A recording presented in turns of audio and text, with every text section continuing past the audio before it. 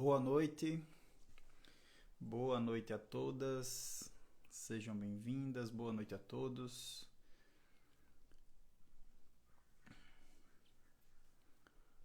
Vamos começando mais um encontro ao vivo aqui. Perguntas e respostas em cirurgia bariátrica.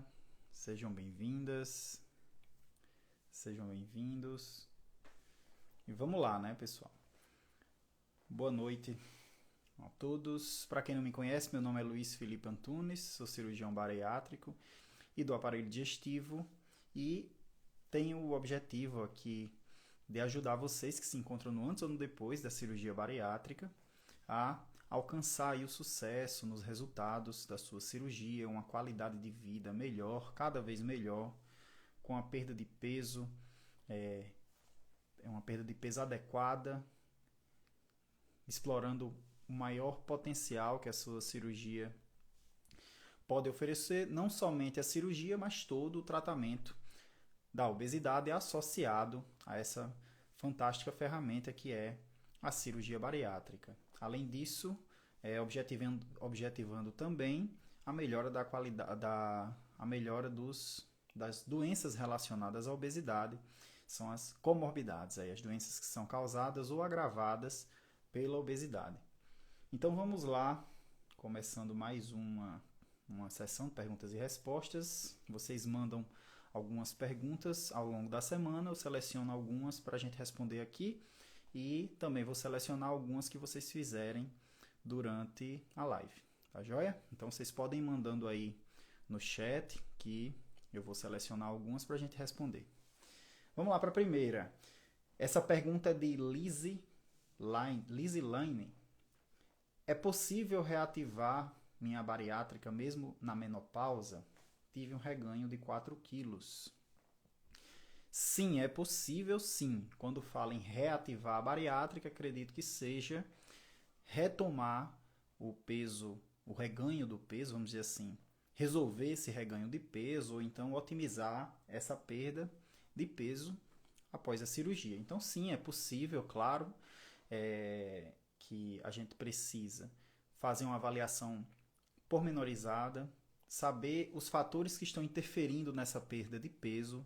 A gente sabe que a cirurgia bariátrica, na verdade, o tratamento da obesidade, sofre várias influências, então é uma doença que são vários remédios que a gente tem que usar. Quando eu falo remédio, não é um medicamento específico, tá? Mas sim várias ações que a gente tem que associar para potencializar a ação, vamos dizer assim, o efeito esperado desse tratamento. Então, é um tratamento desafiador, sim, porque não há um remédio único, não há uma medicação única, não há uma cirurgia única, não há uma dieta específica. Na verdade, são várias ações e todas essas ações combinadas, elas vão contribuir para o sucesso da sua cirurgia. Então, a menopausa é um período em que a mulher passa por algumas alterações hormonais, na verdade, vem antes da menopausa, né? No climatério, e essas alterações hormonais podem contribuir para alterações do peso da mulher. Então, inclusive o comportamento da mulher pode se alterar e isso aí culminar influenciando no peso dessa paciente ou mesmo no controle das doenças que se relacionam à obesidade. Então, por exemplo, uma alteração no comportamento feminino nesse período pode fazer com que ela deixe ali um pouco a disciplina na atividade física, na alimentação, e tudo isso pode influenciar negativamente nos resultados, vamos dizer assim, do controle da obesidade. E é possível sim otimizar esse período, tá? A gente faz essa avaliação, avalia todo o aspecto do estilo de vida dessa mulher, como é que está também, claro, o comportamento hormonal, e isso em conjunto com o ginecologista, para fazer ali talvez a terapia de reposição hormonal nessa mulher, se for o caso, e outras ações. Nutricionista é importante, a equipe multidisciplinar. Obesidade se trata de forma multidisciplinar. Não vamos cair na, na falácia que a obesidade ela é tratada com uma dieta milagrosa ou mesmo com uma cirurgia sozinha. Isso não é verdade. Obesidade é uma doença que necessita controle, como eu falei, e quanto mais ações a gente fizer, o paciente realizar, maiores são as chances, a taxa de sucesso desse tratamento. Então a gente tem que ter essa consciência, conhecer a doença e saber, ou melhor, reconhecer a obesidade como uma doença que necessita de um tratamento de múltiplas frentes. Por que, que a gente vai deixar de usar uma ferramenta se essa ferramenta vem adicionar aí benefícios para um indivíduo? Então é necessário, isso claro, em cada situação e as condições de cada paciente, condições físicas mesmo. Fazer atividade física, vamos dizer que o paciente não consegue deambular, então tem que se adaptar a essa atividade física para o paciente, para que ele consiga realizar da forma mais eficaz possível e adequada àquela realidade que ele vive. Isso é só um exemplo, existem outros, né? Pacientes que, por exemplo, têm outras doenças que podem comprometer a realização de sua atividade física, por exemplo, um comprometimento cardíaco importante, às vezes o paciente, pela própria obesidade, ele sofreu um infarto, um AVC, tem alguma limitação física, é preciso adequar isso à realidade do paciente. Então, mesmo nessas situações, é possível otimizar o tratamento bariátrico com essa visão multidisciplinar do tratamento da obesidade. Então, temos que usar diversas ferramentas. Por que eu vou deixar de usar uma ferramenta que pode me trazer um benefício? Então, é importante isso. Então, é possível, sim, otimizar os resultados da cirurgia bariátrica, mesmo em pacientes que estão passando pelo climatério, menopausa, pacientes com idades mais avançadas, é possível, sim. Tá? Então, isso não é motivo para a gente não otimizar esse tratamento. E essa otimização parte muito do conhecimento, da participação do paciente em relação a esse tratamento. Tá joia? Com conhecimento, informação, protagonismo do paciente nisso, porque o principal protagonista é o paciente, vamos dizer assim, o principal ator é o paciente. Muitos dos remédios, né, das ações que a gente faz no tratamento da obesidade são ações que dependem do dia a dia, do cotidiano do paciente, da persistência, da frequência desse paciente em cumprir aquele planejamento nutricional, em cumprir atividade física. Então é muito importante isso aí. Vamos para a próxima pergunta. Essa pergunta é da Ana Mari, acredito que seja Ana Mariana.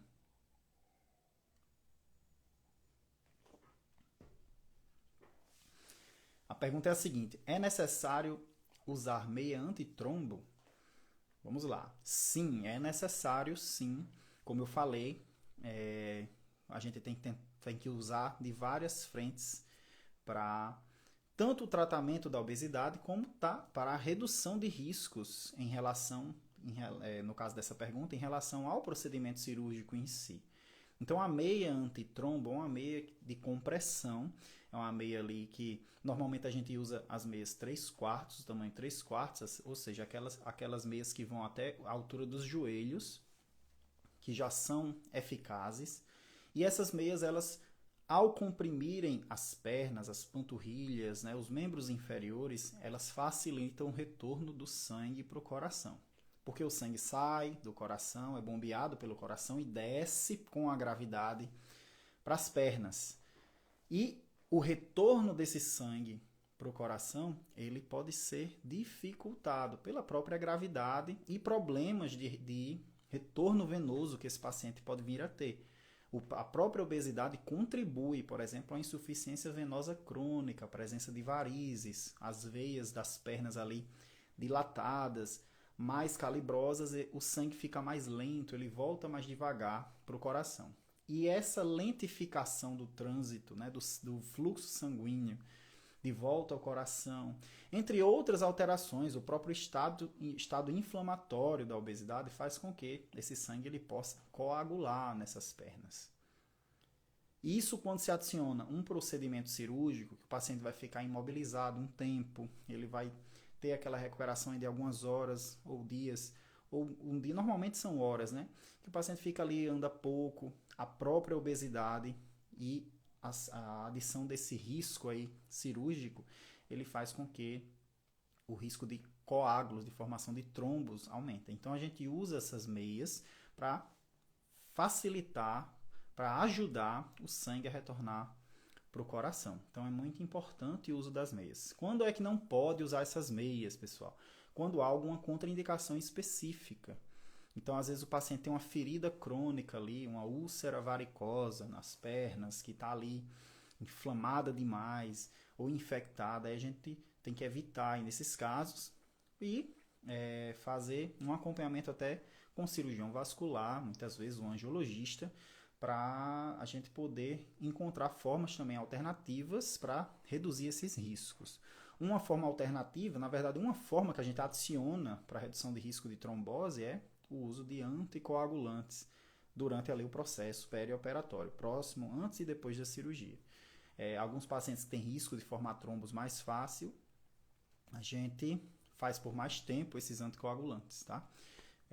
Anticoagulante injetável, né? Normalmente a heparina a gente faz. Então, as meias elas entram como uma ferramenta que ajudam a evitar esse trombo, tá? Essa formação de trombos. Joia? Vamos para a próxima pergunta. Essa é da Larissa Toso. Por que não pode tomar comprimidos pós-bariátrica? Por que não pode tomar comprimidos? Bem, pode sim. Não tem problema de tomar comprimidos. A gente sabe que alguns pacientes têm alguma dificuldade de deglutir alguns comprimidos com pouca água. Então, se vocês forem ver no guideline, que é como se fosse um manual das condutas recomendadas, que são chanceladas, né? São corroboradas por entidades, sociedades da área, Sociedade Americana de Cirurgia Bariátrica Metabólica, enfim. Você vai ver que preferencialmente se usem os mastigáveis, porque é mais fácil ali, o paciente mastiga e consegue fazer a suplementação vitamínica ou mesmo alguma outra medicação com os mastigáveis, mas não é proibido usar os comprimidos normais, não tem problema. O paciente não vai entalar por causa de tomar um comprimido, não vai entalar. Ele pode sentir alguma coisa caso ele beba muita água junto do comprimido. Aí pode ser que o paciente pode sentir alguma coisa, tá? Em relação à absorção, tem que saber qual é o tipo de vitamina que você vai prescrever. Não é o fato de ser em comprimido, é o fato do tipo de suplementação ou mesmo de medicação que você vai consumir. Isso aí é a Meljunk, eu estou vendo Meljunk aqui, o nome falou aqui. O problema então seria a absorção.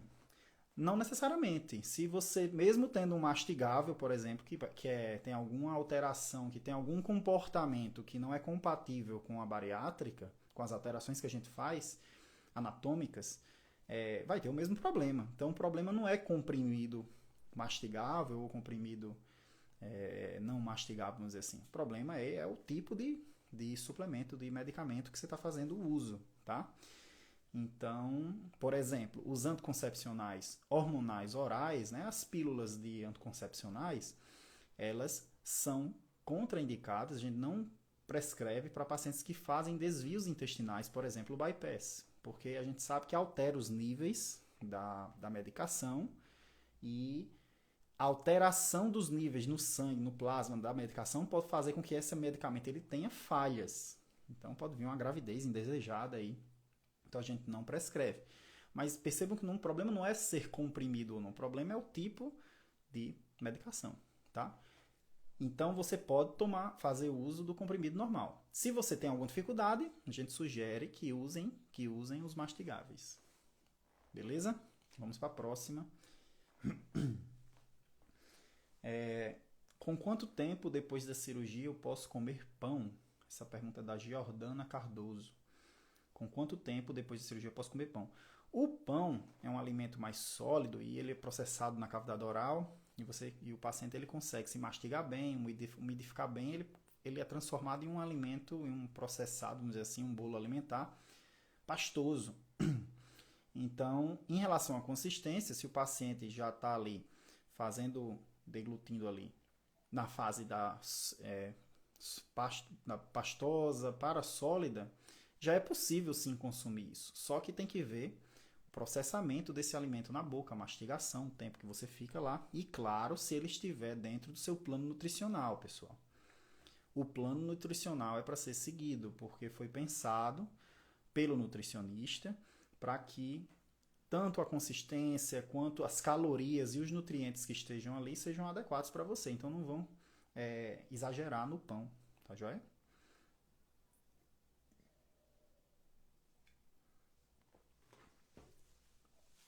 Então sempre respeitando o planejamento nutricional e a consistência do alimento na fase que vocês se encontram, certo?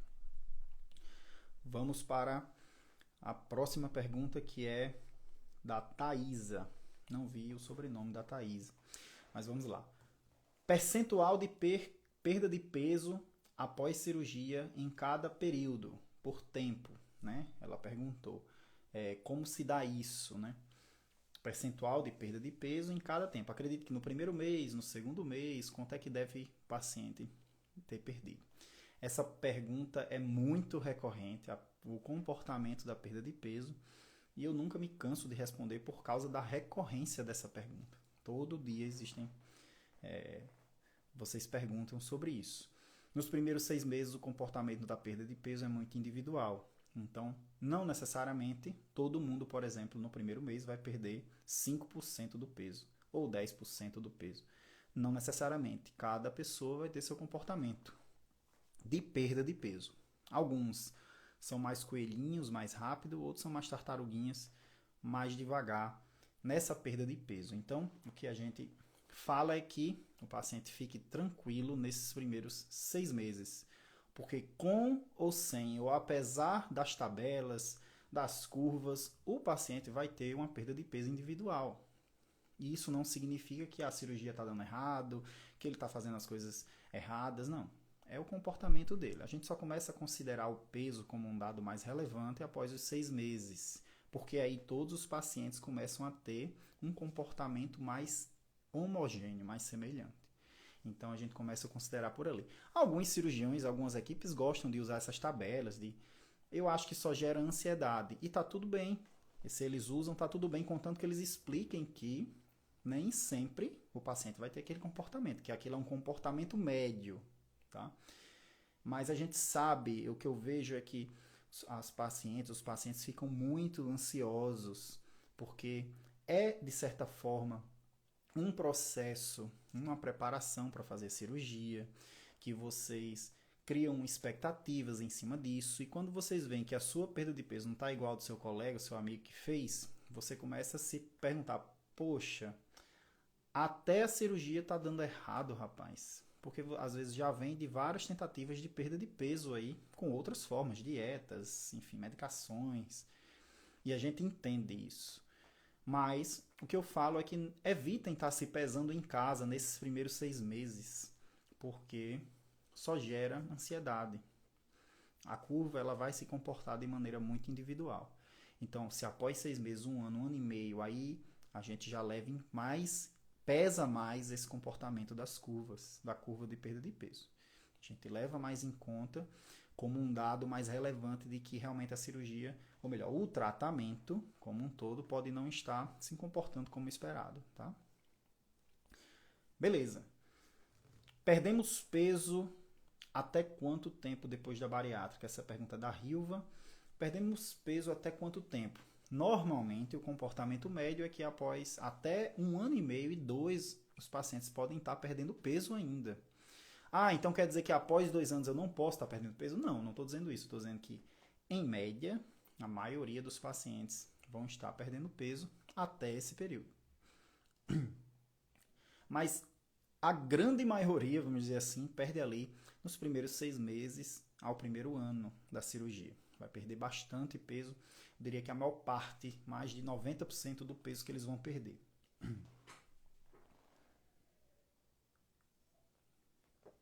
Será nesse primeiro ano após a cirurgia. Mas nada impede que ele perca peso após esse período. Então, não é matemática, a medicina não é uma ciência exata, Nós não somos robozinhos que vamos se comportar todos iguais. Então, tudo é estatístico, tudo é muito um comportamento de média e a gente vai acompanhando, o cirurgião, a equipe vai acompanhando esse processo para identificar, assim, precocemente se há algum fator que está comprometendo essa perda de peso. Então, é muito importante, tá? Vamos lá para outra pergunta. Essa pergunta é da Vanderleia. Falta de libido tem a ver com a bariátrica? Existe remédio para melhorar isso? A falta de libido, pessoal, é uma alteração que é relativamente comum, ou melhor, alterações da libido, né? É relativamente comum após perdas de peso, porque a perda do tecido adiposo, o tecido gorduroso, altera a dinâmica dos hormônios sexuais, altera essa dinâmica, isso pode afetar na libido, tá? No desejo sexual. Outros fatores também influenciam e não é uma parcela pequena dos pacientes, vamos dizer assim, dos pacientes que têm alteração de libido, não é uma parcela pequena que essa alteração é causada por outros fatores que não alterações hormonais. Por exemplo, alterações psicológicas, o paciente ansioso, o paciente preocupado, passando por alguma situação, alguma alteração do equilíbrio, vamos dizer assim, psicológico, pode causar alteração da libido, sim. Né? Então, é importante um acompanhamento multidisciplinar, até mesmo alterações nutricionais. Então, alterações de níveis de alguns nutrientes no nosso organismo podem alterar a libido. Então, percebam que não há um culpado específico. Tá com a libido alterada, são os hormônios. Vamos fazer uma reposição que resolve. Não é assim. Não somos robôs. A medicina, o nosso organismo, ele não é um sistema eletrônico que é regido matematicamente. Não é assim. Existem muitos fatores que podem estar influenciando isso aí. Então, o que a gente orienta, ela perguntou, existe remédio para isso, né? Existe uma investigação multidisciplinar, uma participação multidisciplinar. Então, acompanhamento psicológico com o seu ginecologista, com o seu urologista, para ver se tem alterações hormonais, nutricionista. Então, até a atividade física influencia nisso aí. Pacientes que não realizam atividade física podem ter alterações, porque são vários fatores que influenciam isso aí. Então, o que a gente orienta é que façam um acompanhamento multidisciplinar. Beleza? Vou selecionar algumas perguntas aqui de vocês, tá? Hoje está fazendo um calor danado. Vou selecionar algumas perguntas aqui de vocês para a gente responder. Vamos lá. Deixa eu ver aqui alguma.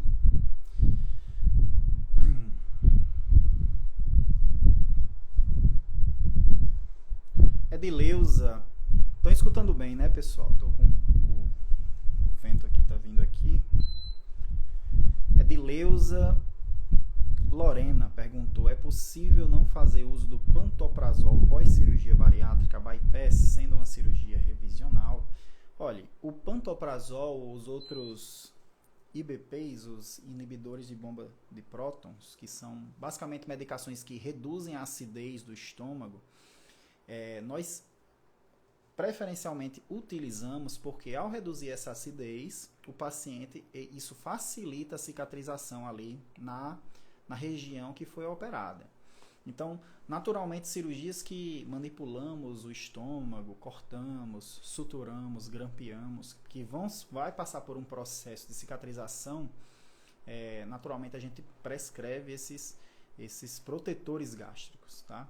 Então, a maioria dos cirurgiões, acredito que todos, a não ser que o paciente tenha uma contraindicação a essas medicações, mas é muito difícil haver essas contraindicações. Então, normalmente a gente utiliza para proteger essa cicatrização, tá? Giovana Gaipo.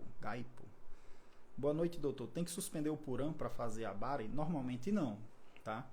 Normalmente não suspendemos o Puram, que é a levotiroxina, uma medicação para hipotireoidismo. Nós não suspendemos. Inclusive, é bom que o paciente esteja bem compensado do seu hipotireoidismo, das suas alterações tireoidianas para fazer a cirurgia. Isso vai ser necessário no estresse cirúrgico que o paciente vai passar. E é importante essa compensação, e essa compensação é garantida pelas medicações, né? Por exemplo, pelo Puran. Então é importante manter, contanto que esteja bem compensado com o seu endocrinologista. Então mantenha a medicação, tá bom? Não precisa suspender não. Normalmente, tá, pessoal? Claro que cada caso deve ser analisado, mas normalmente a gente mantém. Vamos lá, mais uma pergunta.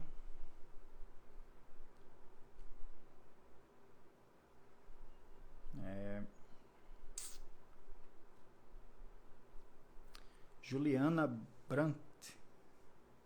Como saber a meta de proteína que tem que bater após a bariátrica para não ter problemas? Genericamente, nós realizamos uma suplementação de proteínas, porque o paciente, pela alimentação, o paciente bariátrico, somente pela alimentação, ele normalmente não consegue bater essa meta de proteínas. Normalmente. Com o tempo, os pacientes vão se acostumando e até conseguem bater. Mas, quais seriam essas metas? Elas variam de acordo com o tipo de procedimento cirúrgico, o perfil do paciente, se é um paciente que tem desnutrição, se é um paciente que tem alguma necessidade de proteínas maior, porque ele passou por uma cirurgia mais desabsortiva, uma cirurgia que compromete mais a absorção desses nutrientes, por exemplo, a absorção ou mesmo a ingesta desses nutrientes. Se é um paciente que naturalmente tem mais dificuldade da ingesta de proteínas ali na dieta, às vezes tem uma dificuldade maior da ingesta de carnes, então a gente tem que fazer essa suplementação e normalmente é 1,5 gramas por quilo de peso ideal do paciente. Isso é um cálculo que é feito para cada um, certo? Para cada paciente, para cada perfil de paciente. Obviamente, então, a quantidade de proteína varia de acordo com cada pessoa operada, tá? Quantidade absoluta. E essa concentração, assim, essa quantidade de proteínas, ela pode ser até maior, 2 gramas por quilo de peso, a depender de cada caso, tá? Normalmente, um paciente que é submetido a um bypass, um sleeve, ele vai ali ter em torno de 60 a 120 gramas de proteínas para ser ingeridas, né? Consumidas diariamente. Isso da alimentação e suplementação somados. Então é importante que vocês coloquem proteínas em cada refeição de vocês, principalmente por causa da necessidade que nosso organismo tem em relação ao consumo de proteínas, porque a proteína é vital para a sobrevivência, mas também pelas vantagens dos alimentos ricos em proteínas até no controle, vamos dizer assim, do comportamento alimentar. Tem pacientes que gostam de beliscar, de inclusive consumir doces, e as proteínas ajudam aí no controle desse desejo de doces e até no controle da fome e da saciedade. Então isso é muito importante. A proteína é um dos principais nutrientes que nos ajudam no tratamento da obesidade, principalmente no tratamento que envolve a cirurgia bariátrica. Beleza? Vamos para mais uma pergunta. Deixa eu ver aqui. Vou descer aqui para mais recentes.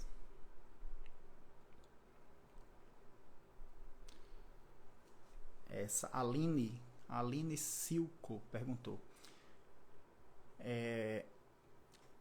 soroterapia para suplementação de vitaminas é real ou não tem uma absorção correta? Olha, soroterapia é uma coisa que a medicina não comprovou, as evidências não comprovam como uma terapia que tem realmente algum efeito benéfico no paciente. Soroterapia não existe, tá, pessoal? O que existe é suplementação de alguns nutrientes por via parenteral. Ou seja, eu tenho um diagnóstico de um paciente que tem alguma deficiência nutricional, por exemplo, tem uma anemia por falta de ferro. Porque esse paciente às vezes tem dificuldade de consumir alimentos ricos em ferro, por exemplo, a carne vermelha, que é rico em ferro. E mesmo com o suplemento oral, às vezes ele tem uma absorção mais prejudicada.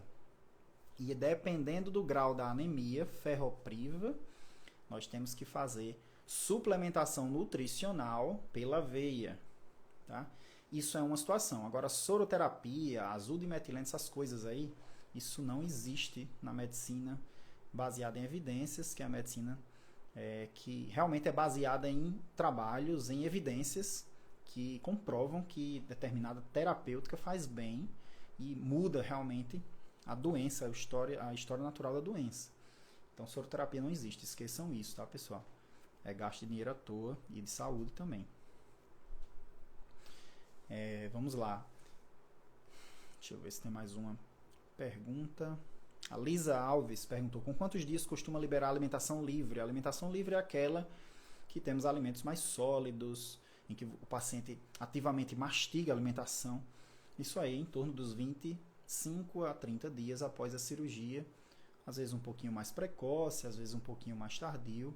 Varia de acordo com cada equipe e de acordo com a adaptação do paciente, tá? Então, a alimentação, a dieta livre, branda ou livre, né? Ela é liberada nesse período. O paciente já vai estar bem adaptado a esse tipo de alimento com essa consistência. Tá joia? De novo aqui a Aline perguntando: já li sobre a questão da suplementação, né? Pela veia. E já li que tem pessoas que batem o pé que isso pode suprir toda a suplementação. Não. Se o paciente consegue absorver os nutrientes pela via oral, essa é a via preferencial, é a via fisiológica, é a natural. Por que eu vou fazer uma via que nós não fomos feitos para receber nada pela veia, pessoal? O organismo ele foi feito naturalmente para absorver via oral. A alimentação, suplementação. Via oral, esse é o caminho fisiológico. Então a gente faz na veia quando há um comprometimento do caminho fisiológico.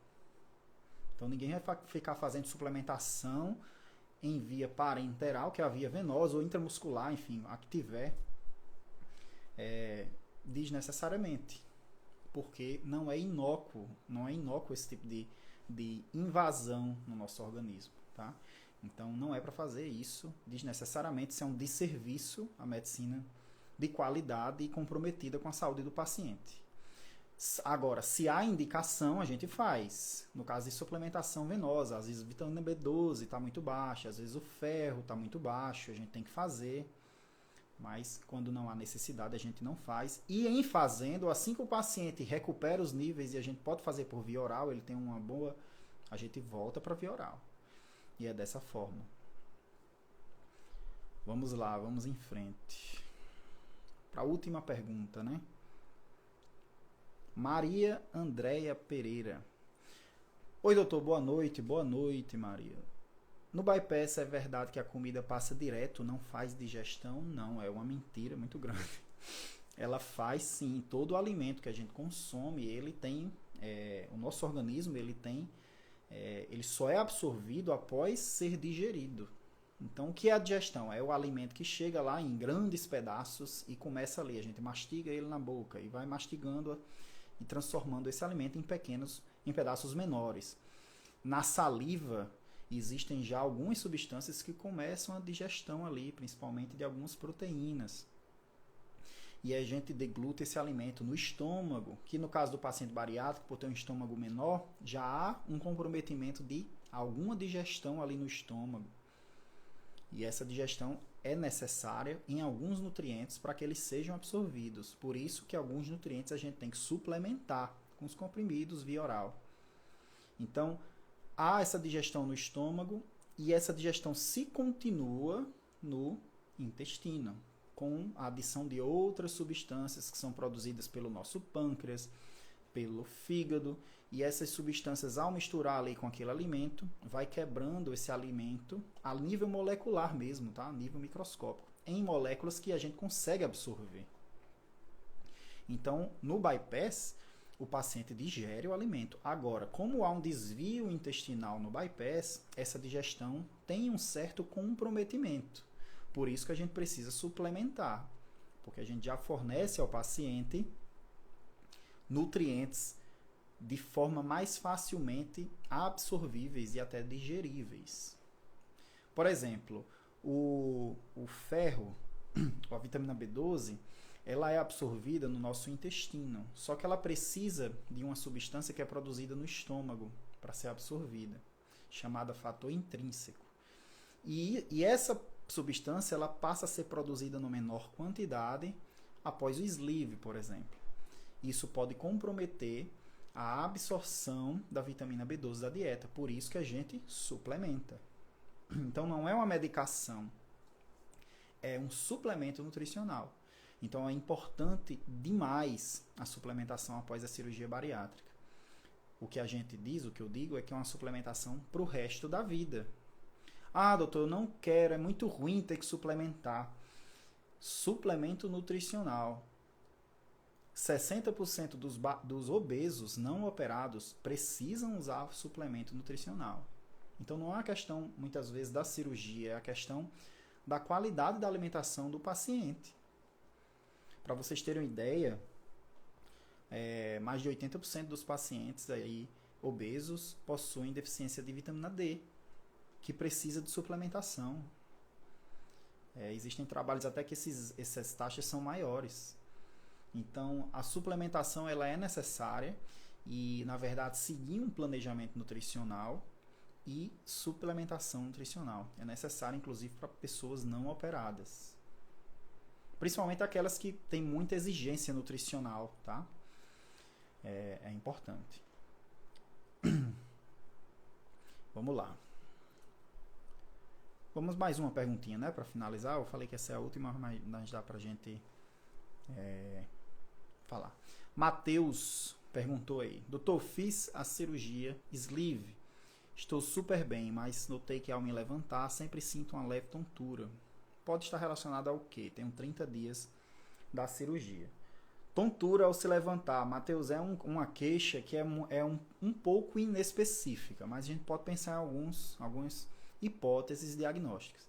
A primeira é uma hipotensão postural. Às vezes a pessoa tem hipertensão ou não está bem hidratada, aí está deitado ali. Quando se levanta, o sangue que está indo para o cérebro é como se ele diminuísse ali.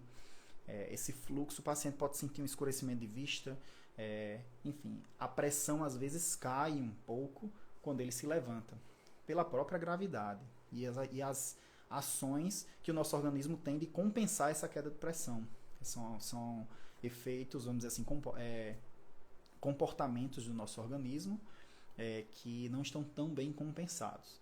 Então pode haver esse escurecimento de vista, tontura, por causa de hipotensão postural. Outra coisa que pode estar causando isso aí no paciente bariátrico é uma alimentação pobre em carboidratos, ou mesmo períodos de jejum prolongados. Esses períodos prolongados de sem alimentação, de jejum, eles podem fazer com que o paciente tenha hipoglicemias. E por isso que é o que a gente orienta, sempre estejam se alimentando. Ali a cada 2 horas, 3 horas, não fiquem de jejum muito tempo, porque o paciente bariátrico já come muito pouco numa refeição só. E aí, se há uma demanda de energia maior, esse paciente ele pode sentir tonturas, escurecimento de vista, que é uma hipoglicemia. Então a gente tem que ficar atento a isso. O paciente tem que comer num período mais frequente para que ele não tenha episódios de hipoglicemia.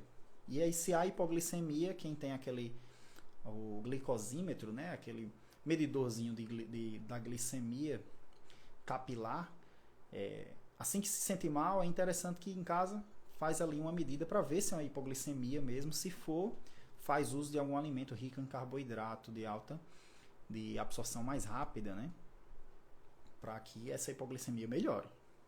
Tá joia? E claro, fazer o acompanhamento com o endocrinologista ou cirurgião, para ver se não há um diabetes ainda aí, se precisa de algum acompanhamento, e com o nutricionista para evitar esses períodos aí de jejum muito tempo, que tem que ser evitado. Uma medida simples, que traz muita qualidade de vida ao paciente. Ali, seguir o planejamento nutricional, não ficar muito tempo em jejum. Ok? Alexandre perguntou, doutor, posso usar testosterona como suplemento? Não. Testosterona a gente faz para pacientes que têm deficiência disso aí, né? Níveis baixos. Não, a gente não deve usar suplementação com corticosteroides, tá? Não é algo que a gente faz. Suplemento nutricional é uma coisa, reposição hormonal é outra, tá joia? Beleza, pessoal, então vamos finalizando por aqui essa live. Muito obrigado pela presença de vocês novamente. Toda semana eu vejo algumas carinhas repetidas aqui. Muito obrigado pela confiança nessa conversa que a gente sempre tem. Eu aprendo muito com vocês e espero que vocês estejam aprendendo com as dúvidas que vocês mesmos trazem para cá, tá? Então, obrigado pela confiança. Nos encontramos todas as terças e quintas nessa live de perguntas e respostas, às 21 horas. E daqui a 2 dias, no caso, eu vou abrir uma caixinha de perguntas amanhã para a gente já ir selecionando as perguntas da quinta-feira. E sempre eu seleciono algumas aqui ao vivo, de quem está participando. Não dá para selecionar todas, obviamente, mas acaba que a gente sempre está aqui adicionando mais informações para vocês.